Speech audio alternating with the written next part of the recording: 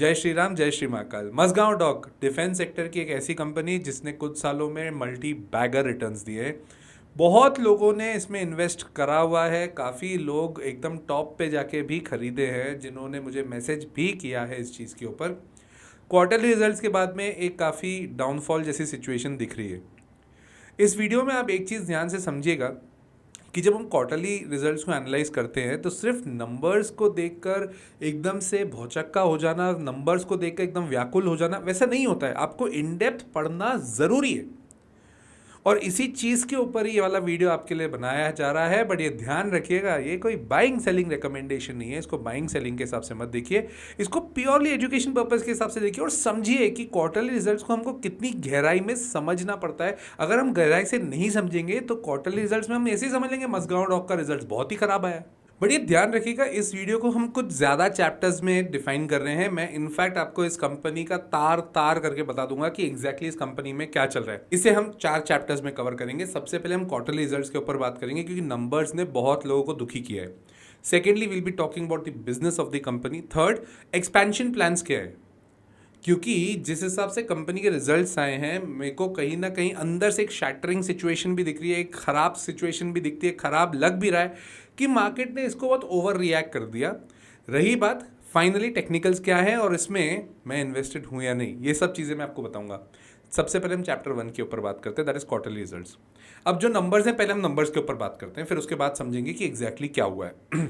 सबसे पहली चीज़, जो रेवेन्यू है वो 3174 करोड़ आया है। क्वार्टर ऑन क्वार्टर की बात नहीं कर रहा हूँ मैं, ईयर ऑन ईयर की बात कर रहा हूँ। मतलब मार्च 25 क्वार्टर को मैं मार्च 24 क्वार्टर से कंपेयर करूंगा तो वहां पर जो पहले था 3104 करोड़ से बढ़कर 3174 करोड़ हुआ है। मतलब इफेक्टिवली 70 करोड़ से रेवेन्यू बढ़ा है, तो बहुत ज़्यादा कुछ बढ़ा नहीं। ऑपरेटिंग मार्जिन, यहां पर गेम चेंज हुआ है। मार्च 24 क्वार्टर में इट वाज 524 करोड़ और इसमें 90 करोड़ से है। प्लीज़ ध्यान रखिएगा, पहले 17% का इनका ऑपरेटिंग मार्जिन था जो गिर कर हो गया है 3% पे। इसी चीज का हुआ बना के सारे लोगों ने बोला है मझगांव डॉक का रिजल्ट बहुत खराब आया है, बहुत खराब आया है, बहुत खराब आया है। बट प्लीज समझो क्यों क्यों ऐसा हुआ है। हुआ ये है कि कंपनी ने जो ये मझगांव डॉक है, डॉक बेसिकली कर क्या रहा है, शिप बिल्डर्स का काम है, नेवी के शिप्स बना रहा है और अब इनको हर जगह से ऑर्डर्स आ रहे हैं। इनको एक डेनमार्क से ऑर्डर आया है और वो डेनमार्क से जो ऑर्डर है उस ऑर्डर पे इन्होंने, क्योंकि यार आजकल क्या हो गया, सबमरीन्स और जितने भी नेवी प्रोडक्ट्स है, डिफेंस प्रोडक्ट्स हैं, वर्ल्ड वाइड इतने युद्ध चल रहे हैं, हर जगह उसकी डिमांड बढ़ती जा रही है। अब अगर डिमांड बढ़ेगी तो ये ध्यान रखना कंपनीज भी बढ़ेंगी। तो हुआ ये है कि इन्होंने बहुत सारे कॉन्ट्रैक्ट्स लेने के चक्कर में, बहुत सारे ऑर्डर्स लेने के चक्कर में इन्होंने जो बिडिंग करी ना, बिडिंग होती है ना, मतलब अगर सपोज मुझे कुछ सबमरीन्स चाहिए तो मैं बहुत सारी कंपनीज को बोलूंगा आप टेंडर दीजिए और टेंडर में बिडिंग करिए और बिडिंग के अनुसार मैं उन्हें कॉन्ट्रैक्ट दूंगा। जो सस्ता होगा मैं उससे लूंगा ना अपना सबमरीन। तो इन्होंने जो बिडिंग करी है ना, एक डेनमार्क की बिडिंग है जहां पर इन्होंने बिडिंग जिस हिसाब से करी है उसमें ज्यादा कोट नहीं कर पाए और अभी ऐसा होने लग रहा है कि जब तक ये सबमरीन बनते जाएगी ना, कॉस्टिंग बढ़ती जा रही है, तो हो सकता है कुछ नुकसान हो जाए। और तो और एक इंडियन कॉन्ट्रैक्ट भी है जिसमें इन्होंने बिडिंग करी थी, बट वो बिडिंग के हिसाब से अभी इनको लग रहा है कि वैसी बिडिंग में मजा नहीं आएगा क्योंकि उतनी कॉस्टिंग इतनी बढ़ती जा रही है कि इनको वहां पे हो सकता है नुकसान हो। अब ये जो 2 बिडिंग्स थी ना, डेनमार्क वाली और दूसरी थी इंडिया वाली, इन दोनों में मिलाकर 532 करोड़ 532 करोड़ की इन्होंने प्रोविजनिंग करी है। पहले समझ लो प्रोविजनिंग का मतलब क्या है। प्रोविजनिंग का मतलब ये होता है कि हमें ऐसा लग रहा है कि हो सकता है जितना हम प्रॉफिट एंटिसिपेट कर रहे हैं इन दोनों कॉन्ट्रैक्ट से उतना न आए, तो हो सकता है कि हमें थोड़ा नुकसान हो जाए इस वाले 2 कॉन्ट्रैक्ट में। तो 532 करोड़ इन्होंने ऑलरेडी साइड करके रखे, नुकसान नहीं हुआ है अभी तक, पर इन्होंने साइड करके रखा है कि हो सकता है कि हमें नुकसान हो सके। डेनमार्क वाले में और सरकारी वाले में ये 2 कॉन्ट्रैक्ट्स के चक्कर में 532 करोड़ का है। और ये इन्होंने क्यों किया, इनको क्या ऐसे रात को सपना आया कि हमें ऐसा करना है? नहीं, ऐसा कुछ नहीं है। End S, Indian accounting standards के हिसाब से अगर मैं बात करूं, इंड एस 37 करके एक इंड एस है जो स्टैंडर्ड्स है अकाउंटिंग के, जो इंडिया में सबको फॉलो करने पड़ते हैं बड़ी कंपनीज को। उनमें ये वाला नॉर्म लिखा हुआ है कि अगर आपको थोड़ा सा भी एंटिसिपेट हो रहा है ना, तो आप उसको प्रोविजन के हिसाब से साइड में रख लो। ये थोड़ा टेक्निकल हो जाता है, बट हमें प्लीज समझना बहुत जरूरी है। हम ये सोच रहे हैं कि 524 करोड़ का जो ऑपरेटिंग मार्जिन है वो गिर कर हो गया है 90 करोड़। अरे भाई साहब, इसमें 532 करोड़ जोड़ो तो ये 622 करोड़ से कायदे से। कैसे? 90 करोड़ का भी आपके पास क्या है, ऑपरेटिंग मार्जिन है, उसमें 532 करोड़ की तो उन्होंने प्रोविजनिंग कर दी, ऐड कर दो एक बार, तो 622 करोड़ की उनके कायदे से ऑपरेटिंग प्रॉफिट है। कहां से रिजल्ट खराब है? हाँ, ये बात सही है कि अब इन्हें लग रहा है कि उसमें नुकसान हो जाएगा, तो फिर हाँ नुकसान तो होगा। अगर मैनेजमेंट को ही लग रहा है नुकसान हो जाएगा तो हो ही जाएगा। ये बात मैं एक बार मान सकता हूं कि हाँ ये नुकसान होने के चांसेस है, बट अब इन्होंने साइड कर दिया ना उसको। अब हद में क्या होगा? अगर 532 करोड़ से ज्यादा का लॉस नहीं हो सकता, इसके तो चांसेस कम है, इसके काफी कम चांसेस है, क्योंकि इंड एस जो अकाउंटिंग स्टैंडर्ड है ना उसके हिसाब से बहुत क्लियर है, आपको मैक्सिमम अमाउंट करना है, तो उसके चांसेस कम है कि ये 532 करोड़ से बढ़ेगा। बट ये हो सकता है कि 532 करोड़ से कम नुकसान हो, क्योंकि ये एंटिसिपेटेड है ना, हमने सोचा है कैसा हो सकता है, हुआ नहीं है। अगर ये कम हुआ तो अगली बार के रेवेन्यू में आपको ये बढ़ते हुए दिखेगा।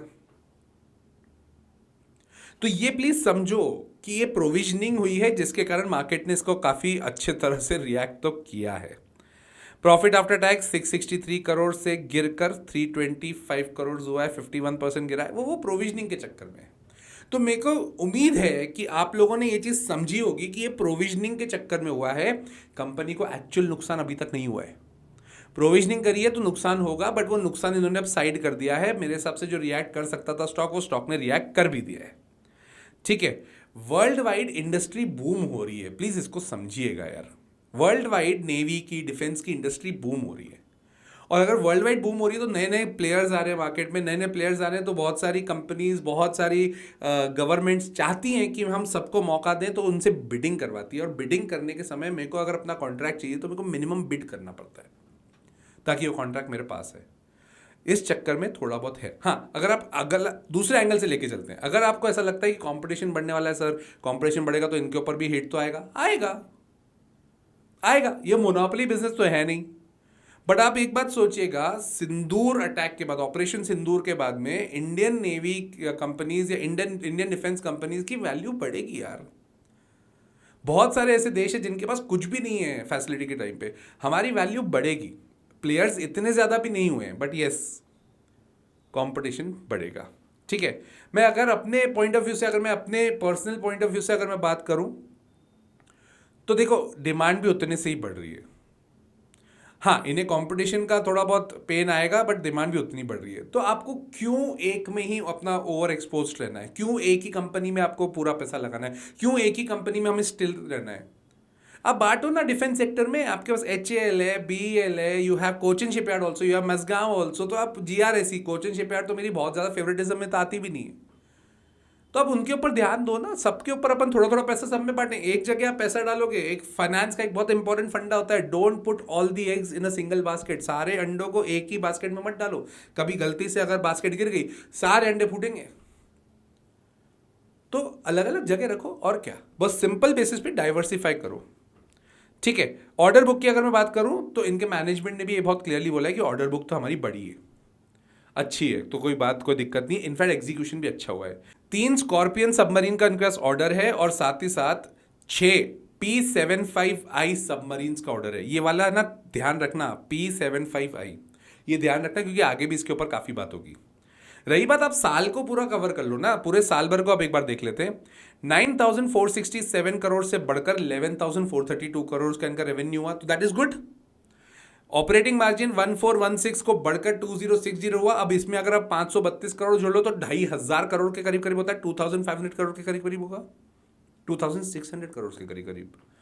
तो परसेंटेज ऑपरेटिंग मार्जिन भी ठीक है। प्रॉफिट आफ्टर टैक्स 1937 से बढ़कर 2,414 पे गया है, तो एवरीथिंग लुक्स गुड। डिविडेंड भी दिया है, ठीक है, तो वो ध्यान रखिएगा। Let us come to the next chapter, that is business. I hope कि क्वार्टरली रिजल्ट्स का जो आपका फंडामेंटल है वो समझ में आया होगा। रिजल्ट्स दिखने में जो है, गहराई में वैसे नहीं है, ठीक है, कंसर्न है, बट बकवास रिजल्ट है ऐसा कुछ नहीं है। ठीक है। बिजनेस वाइज बहुत पुरानी कंपनी है, 1774 की कंपनी है। पहले ये सिर्फ ड्राई डॉक था, जहाँ पे शिप्स आते थे जाते थे, वैसा काम था।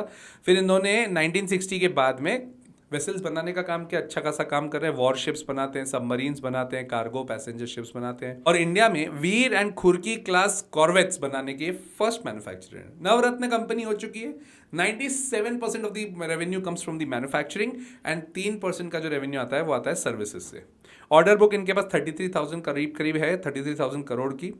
एक बहुत सही चीज लगती है मेरे को इनकी कि अब ये लोग क्या कर रहे हैं ना, थोड़ा और डाइवर्सिफाई भी कर रहे हैं। इनको समझ में आ रहा है ना, world is the village, world से हमें ऑर्डर्स आ रहे हैं हर जगह से। इंडियन डिफेंस कंपनीज की वाहवाही है। तो इन्होंने नेपाल आर्मी की कुछ हेलीकॉप्टर्स की सर्विसेज, ओवरहॉलिंग का, MRO बोलते हैं इसको, मेंटेनेंस रिपेयर्स एंड ओवरहॉलिंग का ऑर्डर भी लिया है, विच इज गुड।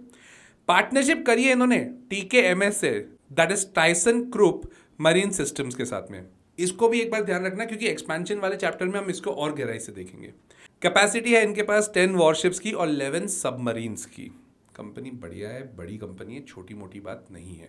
बट इसको अपन एक्सपेंशन के तौर पे देखते हैं कि एक्सपेंशन में बहुत सारी चीजें एक साथ क्लब होंगी। सबसे पहली चीज, 15 एकड़ का इन्होंने लैंड लिया है, जो कि मझगांव डॉक का जो अभी सेटअप है उसके बाजू में है, वो भी मुंबई पोर्ट अथॉरिटी से। ये मुंबई में है कंपनी, ठीक है। अभी मैं रिसेंटली मुंबई में था तो मैं वहां पे विजिट भी किया मझगांव डॉक के एरिया को, तो बढ़िया काम करी, कोई डाउट नहीं है।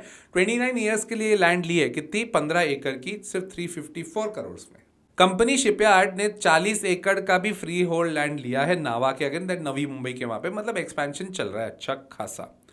AI एनेबल्ड इन्होंने सेटअप बनाने की कोशिश करी है, वो भी IIT मद्रास के हेल्प से, और जिसमें तीन तीन AI एनेबल्ड प्रोडक्ट्स इन्होंने बना भी लिए हैं। रिसर्च एंड डेवलपमेंट में अच्छा खासा ये पैसा खर्चा कर रहे हैं, बढ़ा रहे हैं अपना काम, इसमें कोई डाउट नहीं है। इन्होंने फर्स्ट डुअल कोस्ट सबमरीन बनाने का काम चालू किया है। अब ये फर्स्ट डुअल कोस्ट क्या होता है? डुअल कोस्ट मतलब दो कोस्ट।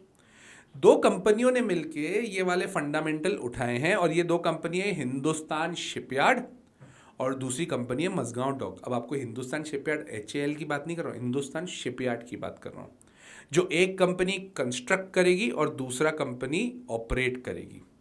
ये क्यों कर रहे हैं ये लोग? क्योंकि आत्मनिर्भर भारत के थ्रू करना है। अभी मैंने आपको थोड़ी देर पहले वो बताई थी ना, टाइसन क्रप मरीन सिस्टम्स वाली जो कंपनी, ये जर्मन कंपनी है। अब इन्होंने एक्चुअली जर्मन कंपनी के साथ में टाई अप किया हुआ है, कोलैब किया हुआ है, ताकि इनको और ये अच्छी मैन्युफैक्चरिंग करें। आत्मनिर्भर भारत के तहत ये चाहते हैं कि वहां से भी हमारा क्या डिपेंडेंसी जो है ना वो थोड़ी कम होती जाए, वो ज्यादा बेहतर है। तो ये सब चीजें करती जाएगी कंपनी, तो ऑटोमेटिकली क्या सोच रहे हो आप, ग्रोथ नहीं होगी?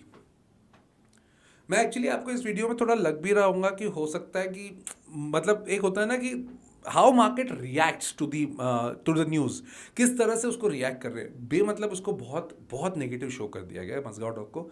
मैं बहुत ज़्यादा इन्वेस्टेड भी नहीं हूँ, बट क्या होता है ना, कई कई बार जैसे ये प्रॉब्लम मेरे को हर जगह दिखती है, जहां पर जिसकी इतनी गलती नहीं है उसे बहुत ज़्यादा थवाड़े मारे जाए तो मज़ा नहीं आता है ना।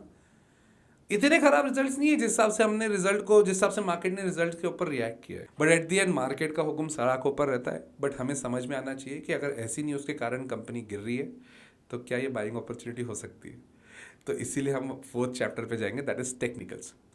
3770 को जब तक ये क्रॉस नहीं करता तब तक ये फ्रेश बाइंग जोन में नहीं आएगा। 3770 नीचे 2950 इसका एक अच्छा सपोर्ट है, जहां पर इसने एक अपना पैटर्न कंप्लीट किया था जिसको हम यू पैटर्न बोलते हैं, यू शेप रिकवरी जैसा बोलेंगे। बट वहां पर ये 2950 का उसका एक सपोर्ट है। आपको अपना डिसीजन खुद लेना है, आपको अपने डिसीजंस अपने हिसाब से लेने हैं, अपने फाइनेंशियल कंसल्टेंट से बात करने के बाद लेने हैं। मैं बहुत ज़्यादा इन्वेस्टेड हूँ नहीं, but I will definitely look for the opportunity to invest in this company, no doubt. Company लंबे समय तक रखने के लिए अच्छी कंपनी है, ऑर्डर बुक अच्छे हैं, ठीक है। कंपटीशन थोड़ी फेस करनी पड़ेगी, बट ठीक है यार, वो तो हर कंपनी को करनी पड़ती है। उम्मीद तो ये लगाएंगे कि ये कंपनी भी ज़बरदस्त काम करेगी अपकमिंग फ्यूचर में। तो अगर आपको मेरा कंटेंट अच्छा लगता है तो लाइक कर दो यार, वीडियो आप लाइक नहीं करते हो यार, और सब्सक्राइब कर दो, चैनल सब्सक्राइब भी करके जाया करो। बेल आइकन दबा दो तो आपको सबसे पहले पता भी पड़ जाएगा ये वीडियो कब आया, राइट। और कमेंट करके मुझे ज़रूर बताएं और कौन सी कंपनी पर डिटेल वीडियो चाहिए, मैं ज़रूर बनाऊंगा जैसे ये भी बनाया है ना। टिल देन, जय श्री राम, जय श्री महाकाल।